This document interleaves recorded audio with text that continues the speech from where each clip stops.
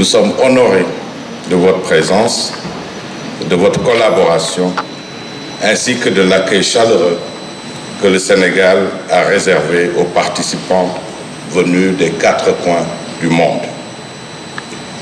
Mes remerciements vont également à Monsieur le Directeur général des Impôts et des Domaines, ainsi qu'à Monsieur le Directeur général des Douanes et leurs équipes respectives. Leur engagement exemplaire et l'organisation remarquable de cette conférence nous permettent aujourd'hui de nous réunir autour d'un enjeu stratégique pour l'avenir de l'Afrique. Je tiens aussi à saluer le précieux partenariat avec la Commission de l'Union africaine et d'autres institutions clés, notamment le Forum des administrations fiscales africaines et le Programme des Nations Unies pour le développement. Leur soutien renforce l'ampleur et la dimension continentale de cet événement. Ma reconnaissance va enfin à notre partenaire financier, le gouvernement de la Finlande, représenté ici par son Excellence Anu Saxen, ambassadrice de la Finlande, et M. Timo Voipio, qui est dans l'assistance, qui est venu de Helsinki pour nous rejoindre.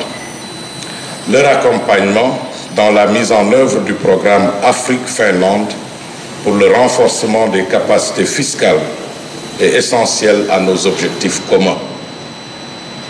À toutes les délégations, aux panélistes et aux modérateurs présents ou qui participent en ligne, je vous souhaite la bienvenue et vous remercie pour votre engagement à débattre d'un défi majeur qui façonne l'avenir fiscal du continent africain. Cette conférence se tient à un moment clé de notre histoire, où l'Afrique cherche à affirmer sa souveraineté économique, tout en s'insérant pleinement dans la transformation digitale mondiale. Aujourd'hui, plus que jamais, les pays africains aspirent à une autonomie financière durable, fondée sur la mobilisation des ressources internes et la mise en place des systèmes fiscaux efficaces. Malgré des avancées notables, la pression fiscale reste relativement faible en Afrique, avec une moyenne de 16%, bien en deçà des standards internationaux.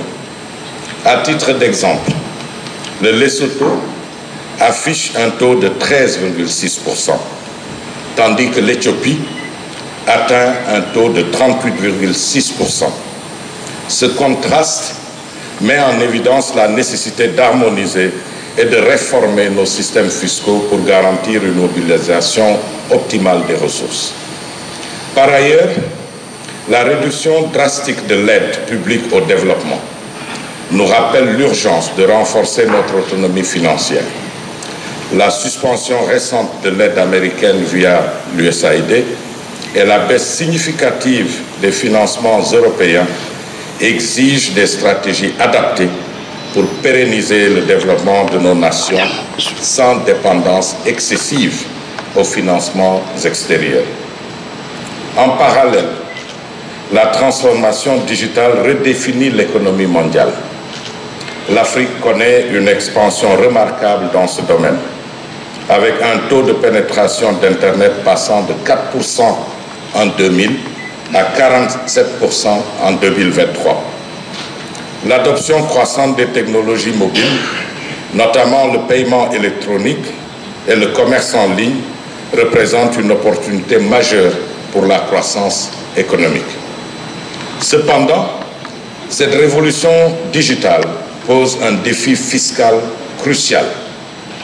Aujourd'hui, moins de 20% des pays africains ont mis en place des régimes fiscaux adaptés aux services numériques, ce qui entraîne des pertes fiscales estimées à 6,5 milliards de dollars par an. Une harmonisation donc fiscale permettrait non seulement de lutter contre l'évasion fiscale, mais aussi d'assurer une répartition plus juste des richesses générées par l'économie numérique. Pour répondre à ces enjeux, nos administrations fiscales doivent elles-mêmes embrasser la transformation digitale. L'intégration des technologies numériques dans les processus fiscaux renforcera leur efficacité, leur transparence et la responsabilité, garantissant ainsi une fiscalité adaptée aux réalités économiques contemporaines et contextuelles. Distingués invités, mesdames et messieurs, la fiscalité de l'économie numérique et la transformation digitale des administrations fiscales sont aujourd'hui des enjeux majeurs en Afrique. La recherche menée par ACBF en 2024 a identifié ces défis comme prioritaires. Nos États doivent adopter des réformes adaptées, renforcer les capacités et promouvoir des stratégies fiscales modernes pour capter les opportunités du numérique, tout en assurant une justice fiscale équitable. Cette conférence se veut un cadre d'échange et de concertation internationale aligné sur la mission de l'ACBF, acteur clé du renforcement des capacités en Afrique. L'ACBF œuvre depuis des années à mobiliser les ressources domestiques, promouvoir la transparence fiscale et lutter contre les flux financiers illicites.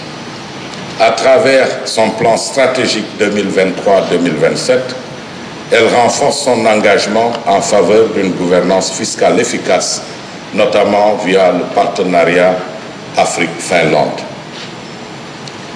Cette conférence donc vise à renforcer les compétences fiscales pour mieux taxer le numérique, partager les meilleures pratiques en fiscalité digitale, analyser les modèles numériques et proposer des réformes adaptées, établir une position africaine commune sur la taxation du numérique.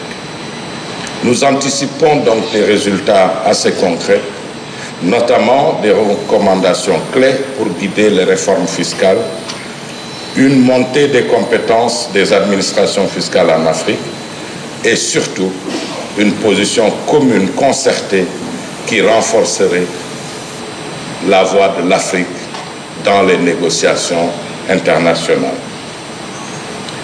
Je vous invite à participer activement au débat, à échanger vos expériences et à proposer des solutions innovantes. Ensemble, nous pouvons façonner l'avenir du continent africain. Et comme le disait Nelson Mandela, je cite, « Cela semble toujours impossible jusqu'à ce que ça soit fait ». Fin de citation. Donc l'ACBF, mesdames et messieurs, reste pleinement engagée aux côtés de ses partenaires pour accompagner cette transformation fiscale essentielle. Je souhaite pleine réussite à nos travaux et je vous remercie pour votre attention.